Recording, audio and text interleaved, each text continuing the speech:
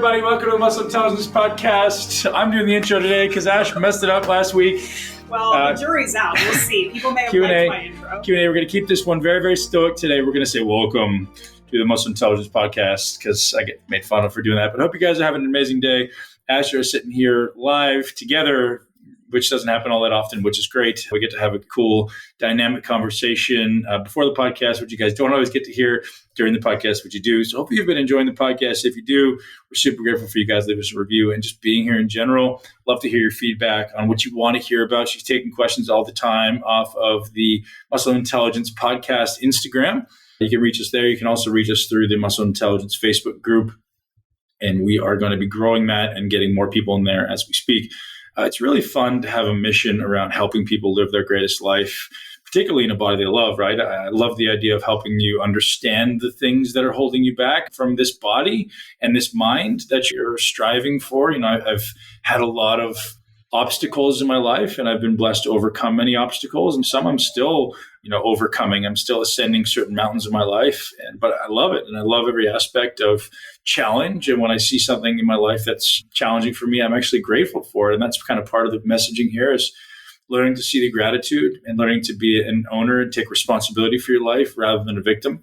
That's a big, big part of it, because realize, guys, you can change your body and you can change your life. You can change your mind. And the story you tell yourself as to why you can is bullshit. It's the reason that you'll never change. So start now taking control of your life, and we're going to help you change. We're here for you, support. And that's really the objective of this podcast, is give you guys insight, perspective, and valuable, applicable tidbits to master every aspect of your life. And we frame that around 6 pillars.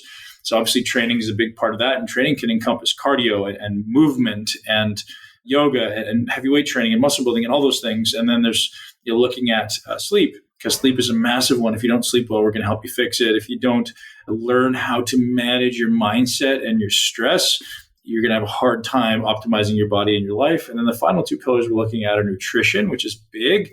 We talk about that a lot, and that's a really subjective area. We talked about that last time, I think, where we just talked about this reality that it's not about what you eat, it's about the system that it goes into. And what type of nutrition does your body deal with better? And the final one is the one we're going to talk about today, is your environment, and starting to understand your environment a little bit. So there's a couple of things we're going to talk about today: your environment and ultimately stress, and how that may be the biggest pillar that each and every one of us needs to optimize before we can ever consider building our body or ultimately getting lean. So Ash came into the office today and said, talking about some people who are doing contest preps and they're done their contest prep and they put on a whole bunch of weight when they're done.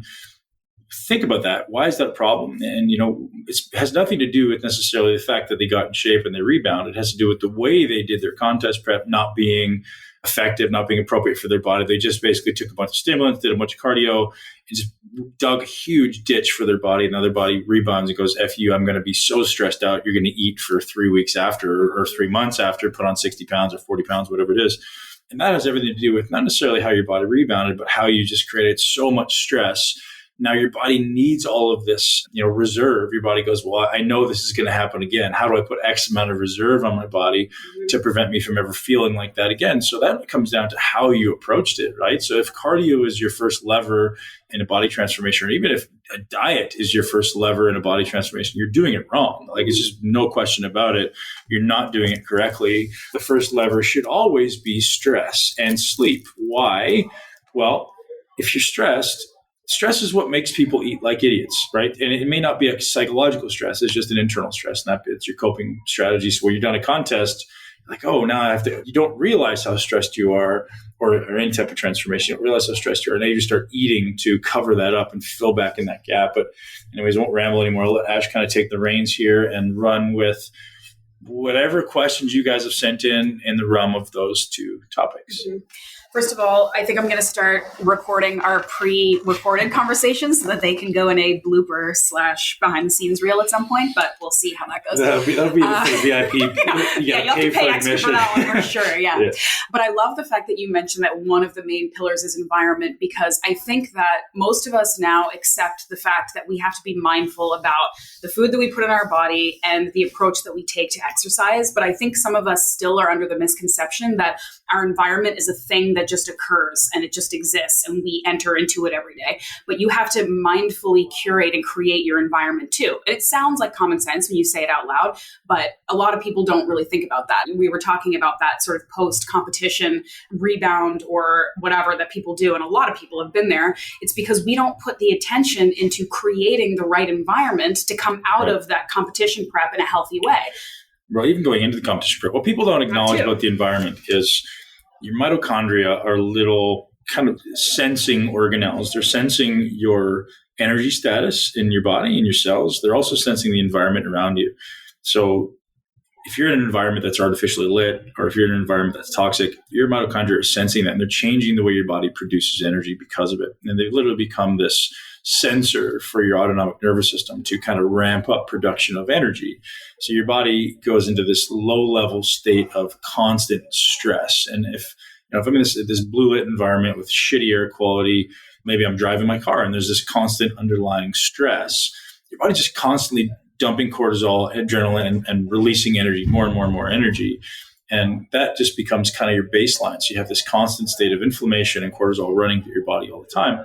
And that's a huge problem to long-term physiology, right? So the best way to understand that, and this stat was told to me by someone from the military performance team, in 1920, the resonant breathing rate, the resonant respiration rate per minute, what do you think it was? What was it? 6. What do you think it is now? Like 100. No, like between 17 and 19. That's crazy. So in 100 years, we've effectively tripled our respiration rate on average for no other reason than stress, right? So this constant breath rate is going to be increased because your body's sensing stress in the environment. Stress comes from those insidious things that you don't even notice, right? It's the air, it's the light, it's the EMF, all causing your nervous system and your mitochondria to interpret stuff around you and just kind of slowly over time ramp up the amount of sympathetic stress, thereby the amount of energy it's dumping. And guess what happens? Your body goes, hey man, I'm dumping a lot of energy constantly, put some carbohydrates back in. So your body uses carbohydrates not only to replenish, but also to mitigate that low level stress. So to kind of bring that stress down. So your body's craving these carbohydrates, not because you need them, but well, maybe it is because you need them, but because you're exposed to this constant level of stress. And that's what your body has learned through evolution is going to combat stress. So your body starts craving sugars and foods. And now guess what? Now you're going to start eating more foods than you need, because we know what happens when we eat a little bit of sugar. It's very hard to eat just a little bit of sugar, because then your brain gets that dopamine hit and you want more and more and more. Mm-hmm. So that's the kind of the slippery slope that's existing in our society. So maybe the first intervention, when it comes to the environment, is just start paying attention, because nobody knows, right? When I say your environment, it is your light. It is the blue light exposure. Are you getting enough time outside in a natural environment? Or are most of your hours spent with blue light from a screen or a TV or a computer or a phone? And are you adjusting the lights in your home? Like if you have these typical daylight lights, the white or the blue in the evening time, your brain's getting a sense that, hey, it's daytime, so it keeps producing cortisol and prevents that release of melatonin. Then you're going down the slippery slope of poor sleep quality, right? And that's the slippery slope that exists in society today. So I'm anal. Like the one thing that I'm neurotic about in my life, and sometimes it's not convenient for people in my life, but I really don't give a shit, is the light. It's like if it's dark outside, it's dark in my house. If you can't read your book or whatever, too bad. Like do it earlier in the day, adjust yourself, and let no food late at night. And I'm very neurotic about those things.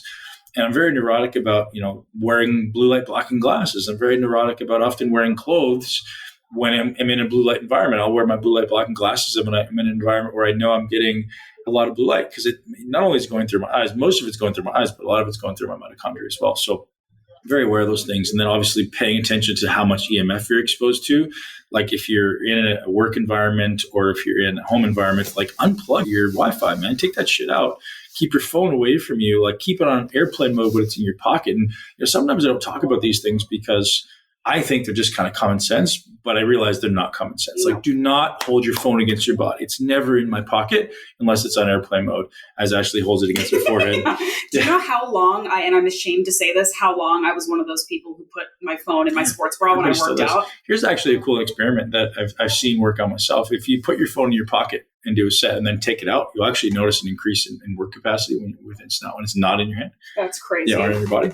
And again, you have to be pretty in tune with your body. Like I was training at a very high level when I did that and definitively see a better response. Like if it's in my pocket when I'm training, your body doesn't feel right. It doesn't feel like your muscles are connected. It doesn't feel like you're getting a really great neurological output. But anyway, so there's so many aspects to environment. We can go deep on it. Okay, first, can you tell us about the blue blocking glasses that you like? Because this is a company that we've been talking to a lot recently, but I noticed when we were in the gym and I was like, I didn't even know that you really wore glasses that much because they look like normal glasses. And you're like, these are the blue blocking ones. Mm-hmm. They're super nice looking.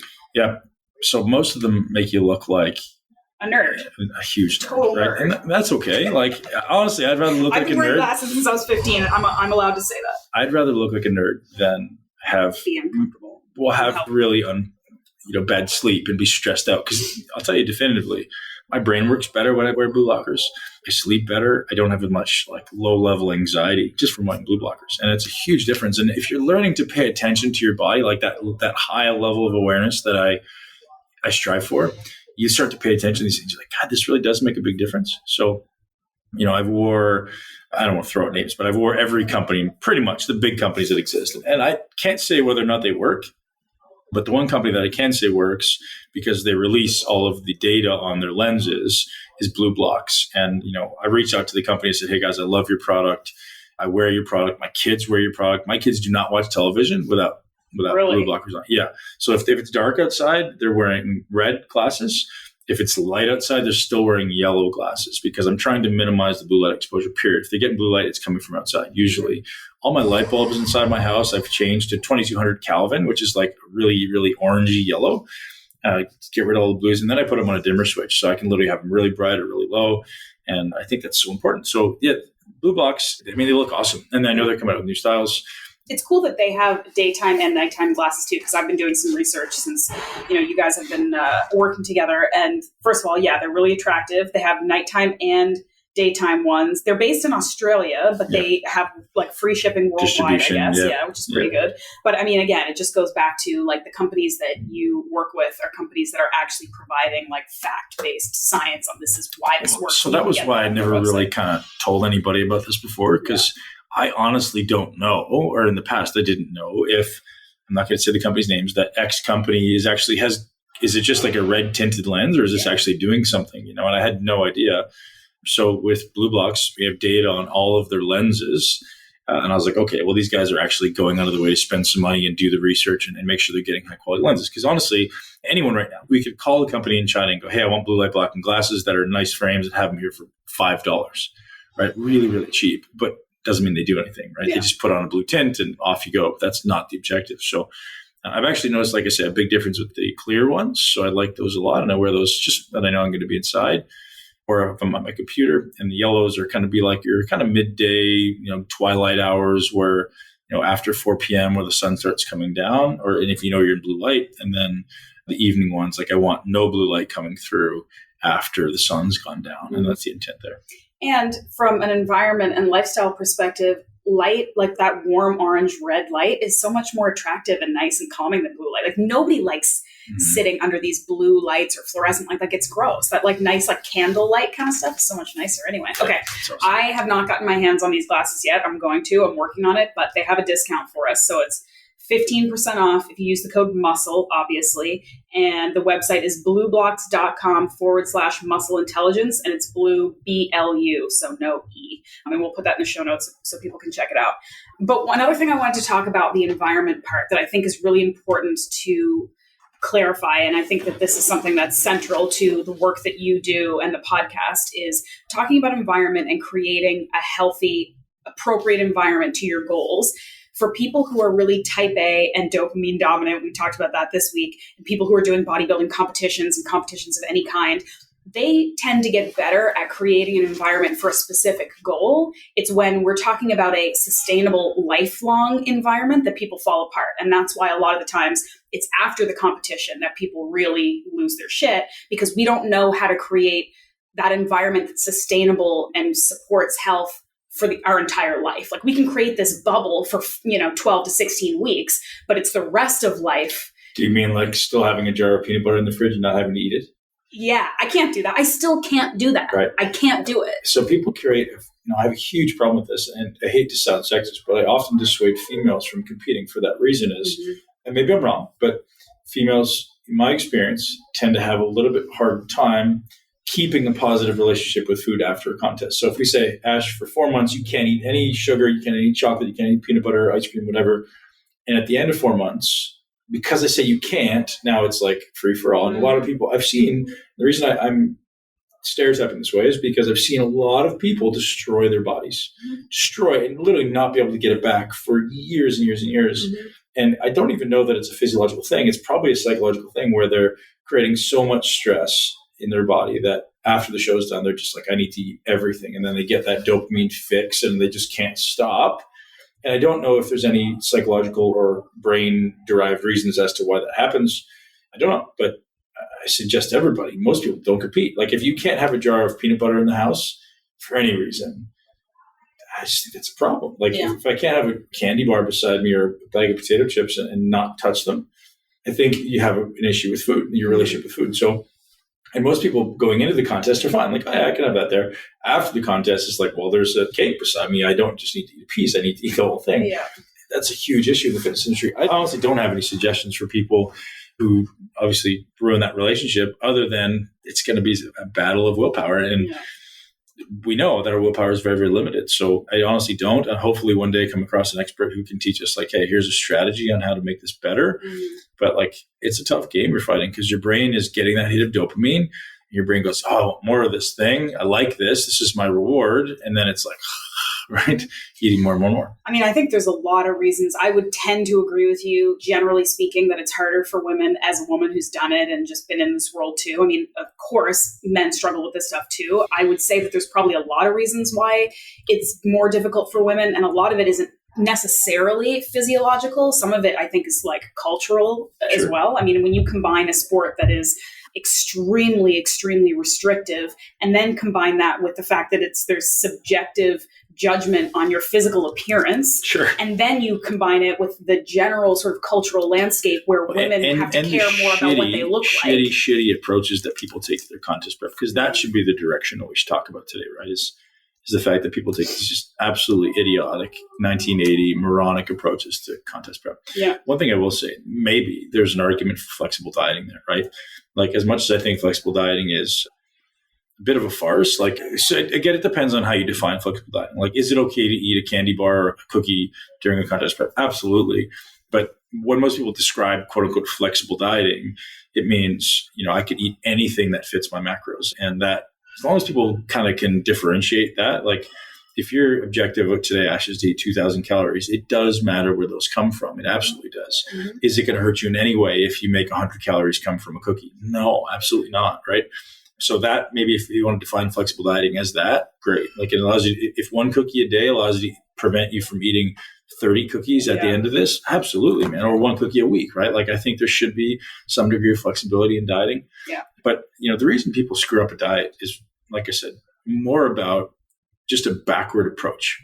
If you're going into a contest prep, and I guarantee 95% of the people listening to this have done this. If it's not a contest prep or it's any type of attempt to lose body fat, and the first thing you do is cardio or decrease your calories, you are doing it wrong, period.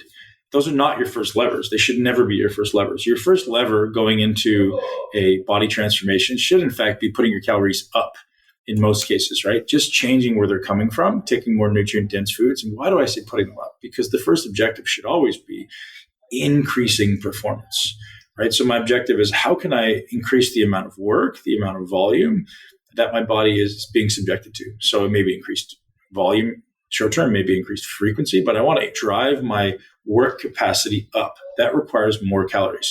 Why do we do that? Because that's going to increase your metabolism. It's going to increase your muscle mass. And that's your calorie burning machinery. So our objective for the beginning of any new contest or body transformation is always, always, always do more, right? I want to increase so there's multiple or two ways basically to lose body fat, right? It's either decreasing calories or increasing output. And decreasing calories should always be the last lever you pull because we know there's going to be metabolic shutdown. We know that, that there's science around that. So that's the last thing we want to do. So the first thing we do is we increase your work and hey, we need to support that performance. We need to support that work with calories. We need food. We need carbohydrates. We need that stuff. And if we don't have it, you can't do it. You can't perform. So, if the first 4 to 8 weeks of any body transformation contest should be this attempt to increase the amount of exercise you're doing. And that could be, maybe it is low intensity cardio, but my suggestion for most people is high intensity cardio to improve your overall fitness, to improve your cardiovascular health, your anaerobic energy output. All that stuff should come from high intensity exercise first. And then as you get closer to your goal or your end result, your body fat starts coming down, your carbohydrates start coming down a little bit. You don't have as many calories. Maybe you're in a deficit. And now we introduce some low level cardio, some steady state cardio. Maybe now we're in a little bit of a deficit. Maybe now we're decreasing the carbohydrates. But those are things that happen later. Mm-hmm. Because what we know is as soon as we decrease carbohydrates, our cortisol is going to be up. We're going to be more inflamed. Our body's going to be more resistant to losing body fat. It's going to want to hang on to it, right? So if cortisol is up, your body's going to hang on to it. So I think it's really important that people acknowledge that just the typical approach to body fat is just backwards. Yeah. I personally love the idea that you mess with calories last because no one wants to decrease their calories. That sucks. But also, that being said, most people also aren't willing to work hard. Most people also haven't taken the time to actually learn how to do things correctly. And that's kind of this lever here, right? Is the reason I teach what I teach is there's a reason why I've determined this is the most important lever for people because nobody does that. If I can teach you, if you spend a month here, I can teach you how to train so well, you never have to decrease your calories again in your life. People go, man, how do you eat the way you do? And lose fat so fast? Well, because I fucking know how to train. If I decide to pull that lever, I'll get shredded in 6 weeks, because I understand how to train, right? If you learn how to pull that lever, you can actually learn how to produce hard work with muscles. Your body's going to rip through calories and fat so fast. It's just a matter of yes, it is a matter of me going into a deficit, but because I know how to train, it happens so fast, right? Rather than people just one, I don't know how to contract muscles correctly. 2, I don't know how to produce effort. 3, I don't know how to produce stability. And then my cognitive capacity, most people's cognitive capacity to work hard is low. Mm-hmm. So, it all needs to be this cumulative effort to contract muscles harder, make sure the muscles are working, increase stability, and mentally, cerebrally taking your body where you don't want to go ultimately.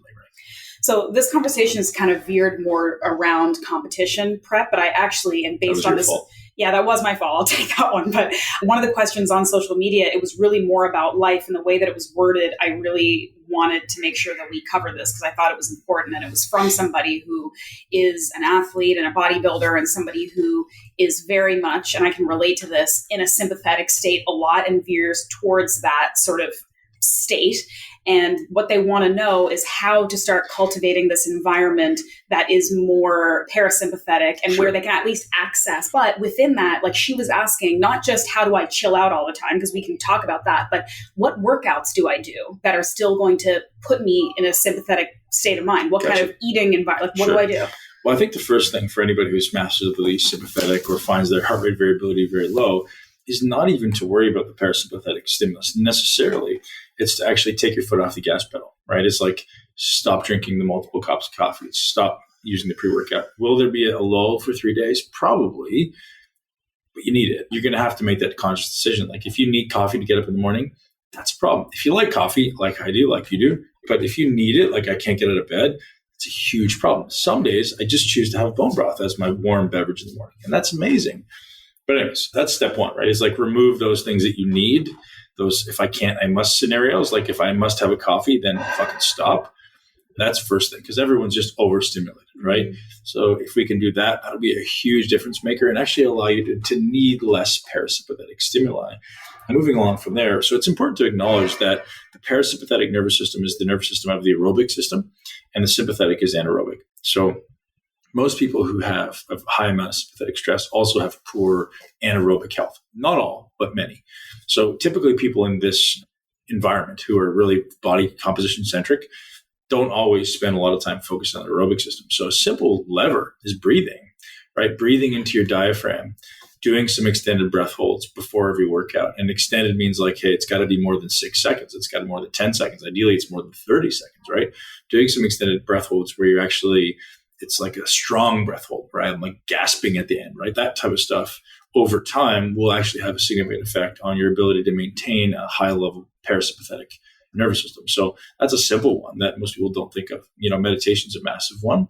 Like just being able to be aware of your stress. Like, most people, I can walk into a room and go, well, that person's a stress ball. That person's a stress ball, just based on their posture, right? Like, where are they holding their attention? Where's their facial expression, right? Like, it's this conscious and unconscious analysis of human beings. It's just always there. I could just, everyone does it, whether they know it or not, but becoming conscious of it and go like, oh, that person's ball stressed. I'm going to go ahead and walk the other way. You can just pick that up. So, that's important. Paying attention to you. What's your body language saying about you, right? Where is your face? Is your jaw tight? Where are your shoulders? Are they up and forward? Or are they down and back? That kind of stuff. And Jordan Peterson even talks about that stuff in his 12 Rules for Life. It's like pull your shoulders back and down because it shows that you're calm, that you're strong, that you're confident. And rather than, up and forward is like sympathetic disaster pretty much. And those things weigh on each other, right? So like if you're calm and confident, you're going to have that posture, but also if you create that posture, it can help you feel more calm and confident. So it works both ways. Yeah. Well, I think creating that posture is just like being conscious. And when you're conscious of something, I think the posture in of itself unconsciously will help. But I think just being conscious of anything, and if you're conscious of that stuff, I'm like, hey, relax your face, relax your neck, relax your shoulders. Now breathe into your diaphragm. You do those 4 things, your body will shift because being present will allow you to shift the breath, which is, your number one lever for shifting out of sympathetic is breathing. So if you're not doing some type of extended breath practice to where, giving you guys the simple synopsis, if you haven't heard us talk about this, go listen to Patrick McEwen's podcast, Brian McKenzie's podcast. Mm-hmm. It's all about the exhalation. So don't shut your exhalations short. Don't cut them short. Like they have to be extended more than 6 seconds. Ideally, pushing even longer than that sometimes is important. So my inhale may be 3 seconds, my exhale may be 6, and maybe there's a pause at either end, right? Or if that's too complex, do a box breath, which is 4 in, hold for 4, 4 out, hold for 4. I did that through my entire Olympia prep in 2016 while I did cardio. And my cardio became this blissful experience. That sounds sounds unlikely. Right. But honestly, it was awesome. It was meditative. So the first 4 to 5 minutes, you're like, this is going to suck. And you're like 7 to 10 minutes in. And I'm like, man, this is like amazing. It was my favorite part of my day. Once I kind of allowed my brain to lock into that alpha state where I was calm, I was chill, and I was centered, and I was inside my body rather than like, geeking out inside my brain. It was beautiful. And so anyone who doesn't like cardio, try that next time you do it. For the first 5 minutes, do some 4-4 box breaths. And I guarantee if you do it consistently, actually stick with it, within a few minutes, you'll be into a really, really calm parasympathetic state, which is more, hopefully, maybe, I shouldn't say this, more conducive to fat burning, because you could argue in either direction. It may not be more fat burning, but my belief is it will be more fat burning. So are you saying, though, that if you are able to kind of focus on your breath and implement that properly, that you can be in a parasympathetic state even when you're in the gym crushing weights? No, not necessarily. So there's certainly a threshold. Like I want to be sympathetic when I'm crushing weights. Like I don't want to be under 600 pounds and be parasympathetic. Right. I want to be able to access that high amount of sympathetic. But I also, as soon as that set's done, I want to be parasympathetic. So when I'm fit and I'm training hard, you'll see me in the gym, and I could train with most guys at a high level, most pro bodybuilders. And I'll do my set, and I'll do the equal amount of sets and reps that they do. And as soon as the set's done, I'll be calm. I won't be breathing heavy. I'll barely be sweating. And people are like, dude, like, didn't you fucking work? I was like, yeah, it worked. But then as soon as the set was done, I turned it off. Rather than most guys that are on the set, they're gasping, they're gassed, they're laying on the floor, falling on the floor. The ability to get up and then get down, right? So I want to, and I give this example in class, I don't know if you were there, but it's this idea, if I go really high rate inhalation, my heart rate should shoot up. And if I go, my heart rate should shoot down with an exhalation, an extended exhalation. And that's a healthy nervous system, right? And I don't necessarily always have that because my training now isn't peak, but still pretty darn good at it compared to most people. But again, I have a high level of standard for myself. What I would expect of myself is I should be able to crush a set. And as soon as I'm done, I'm chilled out. And you'll see me often doing breath holds between sets or being very, very calm between sets because, the breath holds will actually increase the sympathetic arousal because your brain starts going into panic mode. So I'll often do that before I go into a set. You'll see me for 10 to 15 seconds before most sets, I exhale all my air and then I hold. And then just before I'm about to, I want to gasp, I breathe in through my nose and take in all the air because there's a reason for that. And then I exhale and I go, right? So I have this 10 to 15 second breath hold on exhalation, inhale through my nose and go. And that will give you increased output. That will give you increased sympathetic arousal. This all relates to the healthy habit we want to talk about this week, which was the thing that I still have yet to implement regularly into my life. And that is 10 minutes of meditation.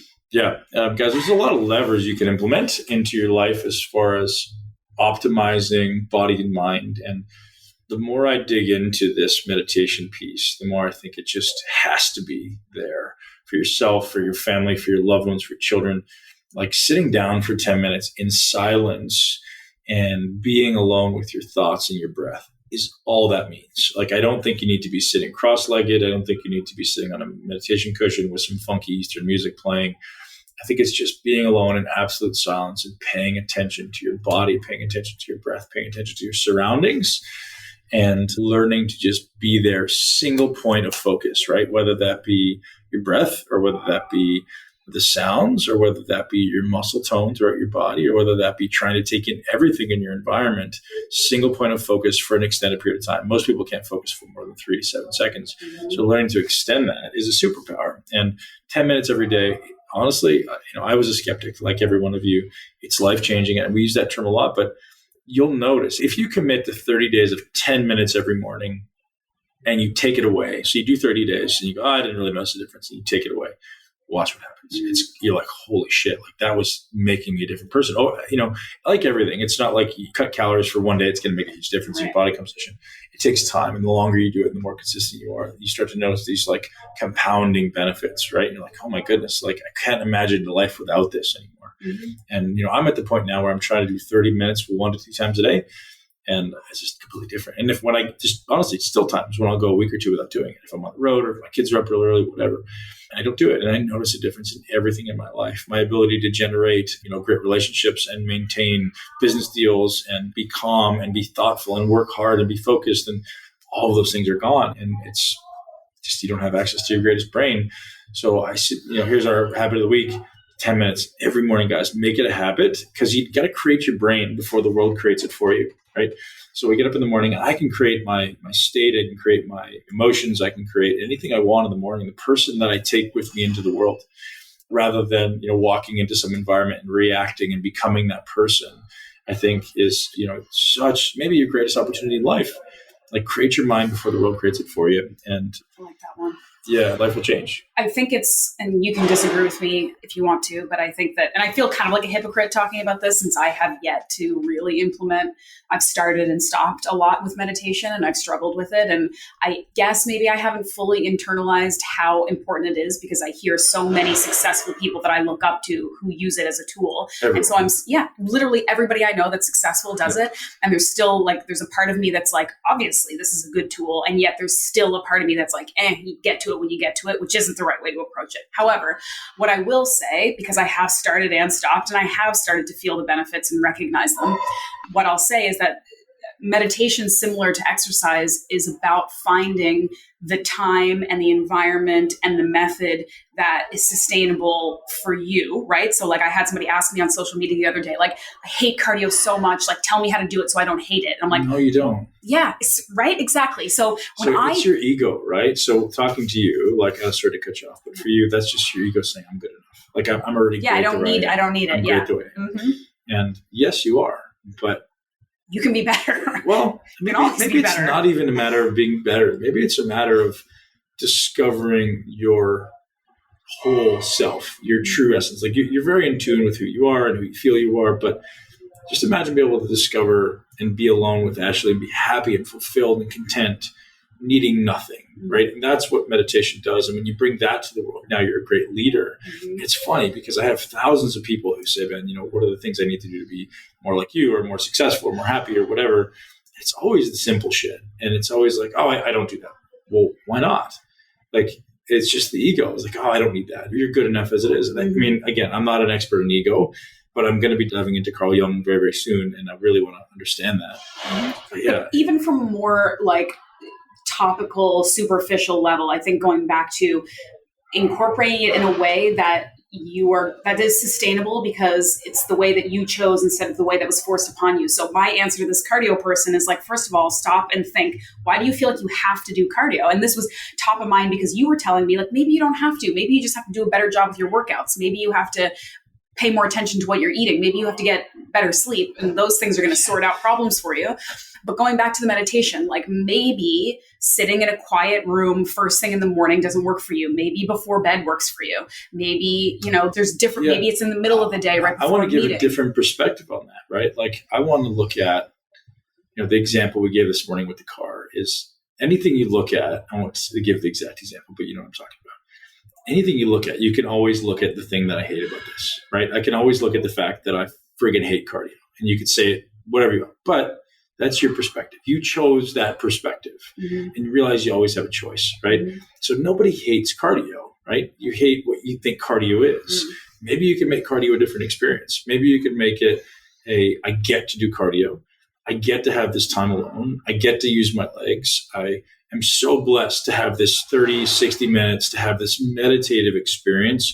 And maybe it's not a meditative experience yet, but if you do it a few times in a row and you focus on making it an enjoyable experience, all of a sudden it is an enjoyable experience. And guess what you've just done? You've just empowered yourself, not just about cardio, because cardio is fucking irrelevant, but you've just proven to yourself that I can take any situation in life, one that I maybe think that I dislike, and I could turn to something that actually is like the most enjoyable thing that I've ever done. And my example of that is when I climbed the mountain. I tell this story before. It's like first 90 minutes of it, I was dreading it. I was like, oh my God, my leg's just burning. And there's no way I'm going to make it through 9 hours of this type of burning. I just shifted and I was like, wow, this is like so beautiful. I'm so grateful. And it sounds corny and cheesy, but you shift your brain, you shift your life. And if you can take that one uncomfortable experience that you dislike, and maybe it's a relationship and maybe it's your job and maybe it's your cardio and whatever, but you can take it and shift your perspective and go, hey, no, this is fucking amazing. I'm so grateful that I get to have the time and the ability and, this opportunity to do this. And if you can shift that practice to like, hey man, now I can get to get on cardio. I have this time because guess what? 5 years from now, you might not have the time. 5 years from now, you might not have your legs. 5 years from now, you might not have the cardiovascular ability. You might be dead. Maybe that's morbid. Maybe it's not. Shift your fucking perspective and stop feeling sorry for yourself. That's me speaking like Ben's brain works, for better or worse, but it really is that. It's like, okay, if this is going to make me a better human being and my goal is to be a better human being, then I'm going to do it. And if your goal isn't to be a better human being, then fucking don't do it. But don't complain about it. I don't give a shit. Like, don't do it. But if your goal is like, hey, I want to get in better shape, then that's your goal, and find the positive perspective of like, how I'm going to make this the best experience of my life. If it's a matter of putting on your favorite music or doing it with your favorite person or making a meditative experience, whatever makes it enjoyable. And like, it's not just, I want to make it acceptable or I want to make it okay. I want to make it fucking awesome. And that's how I'm going to approach everything, right? Is I'm not going to do anything in my life that's, it's just okay. Fuck that. I want to make it amazing. I want to enjoy it. I want to look forward to my cardio. So how do you make your brain go the polar opposite end of that? I can't beat that, Ben. We got. I know you can. we got to end there. I can't beat it. You win this round. No, I mean, I love it. The changing perspective. You're right. Like you're really, literally talking me into it as I'm listening to you. I got there with the working out and the eating and the cardio and the meditation. And now it's easy, still right? my sticking point. And now it's easy. Yeah, because there's suddenly a tipping point where like, okay, now this is just part of who I am and what I do. Yeah. And everyone who meditates gets to that point. Like, this is part of who I am and what I do. And listen, you may go through times of, God, I did really well for 50 days and then I took a couple weeks off. It's really hard to get started again. But you just have to create that realization that, this may be maybe I only get 30 minutes of absolute peace and happiness today, but I can create absolute happiness. So if I have no happiness in my life right now, let's say my life is relatively miserable. Well, maybe I can have 5 minutes or 10 minutes where I can actually create a moment of stillness and just gratitude for this exact moment and this gratitude for this body and this breath and this environment and whatever the hell I'm in. And I can create that 3, 5, 10, 20 minutes of happiness. The rest of my day is fucking shit. But I know that 20 minutes is there. And now that becomes my positive anchor. Now maybe I can stretch that 20 minutes to 30 minutes. It doesn't have to be during the meditation, but maybe I take that happiness that I created in the meditation and I bring that with me to the first meeting of the day or the first encounter of the day or the first meeting with my spouse or my kids, whatever. Well, that's a different experience now, right? Now I'm looking forward to that more than anything else in my day, even more than eating and training. I'm like, oh man, like I know I can create this joyful, happy, positive, achievement-oriented experience. And I could extend it from 20 minutes to 24 hours eventually. And now my life becomes this blissful experience, which we're fucking all meant to have anyways. Mm-hmm. We're all just in our own way. It's a positive catalyst. It's very empowering too, to know that you can create those moments for yourself. You know, people feel like I'm having a shitty day. There's nothing I can do about this. I just have to get through the shitty day. Yeah. But knowing that that's you can always create that space for yourself. You've chosen it, and you've chosen to take that perspective. You can create micro happiness throughout the day, like 5 minutes of bliss. I do it like every time I'm in my car. I'm looking at the sky and going, holy shit, this world's fucking amazing. And I actually feel it. It's not just a cerebral thing where I'm talking about it. Like I actually feel it. And that's just fucking awesome. And maybe you have to see the darkness to be able to appreciate the light. Yeah. But hey, man, we all go through darkness, and hopefully everybody chooses the light. Mm-hmm. That's it. I'm grateful for this hour that we had to chat and give me some BPAC perspective. Booyah. Love it. Have a great day, guys. We love having you here. Thank you for being here. If there's anything you want us to talk about, we're here for you. Enjoy the podcast. As always, go say hi to Ashley on Instagram, Muscle Maven. Say hi to BPAC Fitness and the Muscle Intelligence Podcast. Enjoy your day. Live your greatest life in a body you love.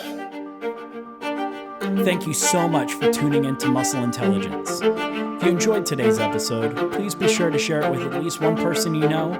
Make sure you're subscribed so you never miss an episode.